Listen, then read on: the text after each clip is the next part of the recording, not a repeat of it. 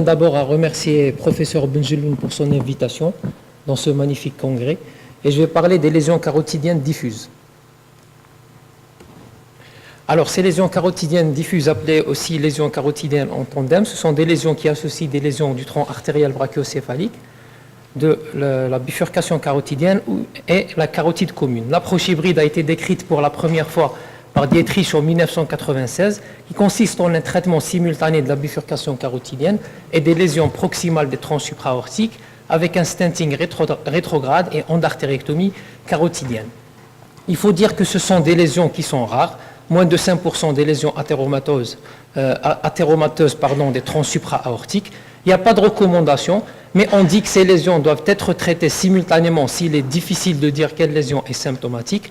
Donc avant, ces lésions ont été traitées chirurgicalement, mais actuellement l'approche hybride est indiquée de première intention par une angioplastie rétrograde et stenting du tronc artériel brachiocéphalique ou bien de l'artère carotide commune proximale suivie d'une endartérectomie. Les données concernant le traitement de ces lésions dans la littérature sont limitées. Quels sont les traitements pour ce genre de lésions? Soit une chirurgie pure, une chirurgie conventionnelle, un traitement endovasculaire ou bien une chirurgie hybride. Et je vais m'étaler plus sur la chirurgie hybride vu que c'est la technique qui est adoptée dans notre service. Alors que dit la littérature?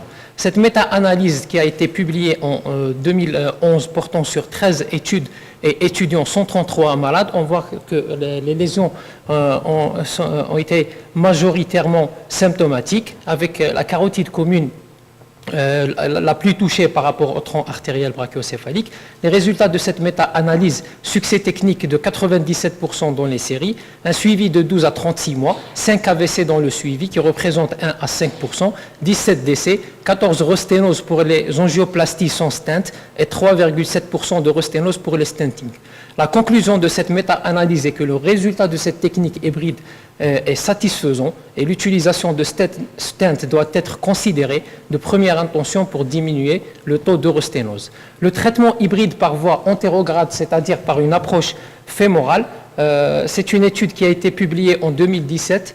C'est la première série qui a été publiée pour cette technique. Donc c'est une étude qui s'est étalée de 2012 à 2016, portant sur 18 malades. Avant la pose du stent, l'artère carotide interne est clompée. Donc le guide est mis au niveau de la carotide externe et la carotide commune est stentée. Après, il y a un flushing et une transection au niveau du bulbe carotidien. L'endartérectomie est faite par éversion. Le suivi moyen de cette série était de 22 plus ou moins 11 mois. Succès technique sont à 100%, sans complications dans le suivi. Le traitement antérograde de l'artère carotide commune et le tronc artériel brachiocéphalique avec clampage de l'artère carotide interne est une procédure sûre et réalisable qui devrait être considérée en plus de l'approche rétrograde déjà décrite. L'utilisation de la Gore Hybrid Vascular Graft pour ces lésions, ça c'est un cas clinique qui a été publié en 2018 par un chirurgien italien. Donc, cette prothèse, elle est utilisée généralement pour la confection des abords vasculaires pour hémodialyse ou bien pour les artériopathies périphériques. Il a utilisé pour ce genre de lésions en mettant le stent couvert au niveau de la lésion sténosante de l'artère carotide commune et en raccordant en terminal l'autre bout de prothèse sur la carotide interne et avec ligature de l'artère carotide externe. Le traitement endovasculaire pur, ça c'est une petite série qui a été publiée en 2014, donc sur 5 patients. Tous les patients étaient asymptomatiques. Dans 3 cas, stenting de l'artère carotide commune en premier, suivi du traitement de l'artère carotide interne, et le contraire dans 2 cas. Filtre de protection a été utilisé dans 2 cas. Le résultat était un succès technique à 100%, avec une mortalité de 0%. Un patient a fait une dysarthrie durant quelques minutes. La durée moyenne de suivi est de 6 mois, avec aucune complication neurologique ni neurosténose qui a été détectée. La conclusion de cette étude était que l'angioplastie stenting est une méthode techniquement réalisable pour le traitement des lésions concomitantes de l'artère carotide commune et de l'artère carotide interne, avec des résultats acceptables à court et à moyen terme. Mais à mon sens, je crois que cette technique, le risque neurovasculaire doit être mieux étudié. Notre expérience de janvier 2000 à juillet 2018, on a opéré 439 patients qui ont bénéficié d'une chirurgie pour sténose carotidienne. 149 patients étaient asymptomatiques et 290 patients étaient symptomatiques. 6 patients parmi cette série avaient des lésions bifocales.